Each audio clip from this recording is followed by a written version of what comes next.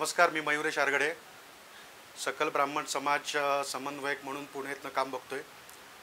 निवडणुकीचे बिगुल वाजलेले आहेत। आपण जशा प्रत्येक समाजाच्या काही मागण्या होत्या त्याचप्रमाणे ब्राह्मण समाजाच्या आम्ही काही मागण्या काही दिवसांपूर्वी पत्रकार परिषदेत ठेवल्या होत्या।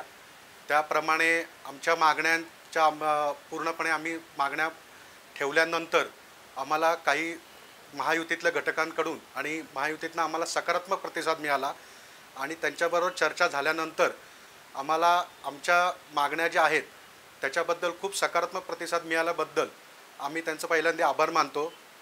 त्याचबरोबर महायुतीतले विशेष करून मुख्यमंत्री एकनाथजी शिंदे साहेब, देवेंद्र फडणवीस साहेब आणि अजयदादा पवार या तिघांचे मला मनापासून खरं आभार मानायचे की त्यांनी परशुराम आर्थिक विकास महामंडळाला मान्यता दिली आणि हे आमच्यासाठी खूप मोठी गोष्ट होती, कारण की ही अनेक मागील वर्षापासूनची मागणी होती ती त्यांनी पूर्ण केली आणि अनेक उमेदवारांची आमची ज्याची मागणी होती त्यातही काही उमेदवार महायुतीने दिल्याबद्दल तसे आम्ही आभार मानतानाच आमची ही मागणी पूर्ण झालेली आहे।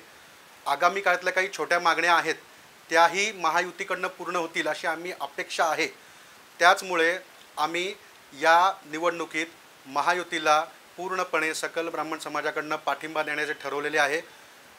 आगामी काळात आर्थिक महाविकास महामंडळात पुरोहितांबद्दलही काही त्यामध्ये विशेष तरतूद व्हावी अशा पद्धतीच्या आमच्या छोट्या मागण्या आहेत, त्या आम्ही पुढे जाऊन त्यांच्याशी बोलू, चर्चा करू आणि ही सगळी गोष्ट होत असताना फक्त समाज म्हणून नाही तर एक हिंदुत्वाची ह्याला कुठंतरी आपली रेग आहे मोठी, ती रेग आपण धरूनच चाललो आहे आणि हिंदुत्वाचा पुरस्कार म्हणून हिंदुत्वाचे पुरस्कर्ते म्हणून आम्ही महायुतीला पाठिंबा देण्याचं ठरवलं आहे।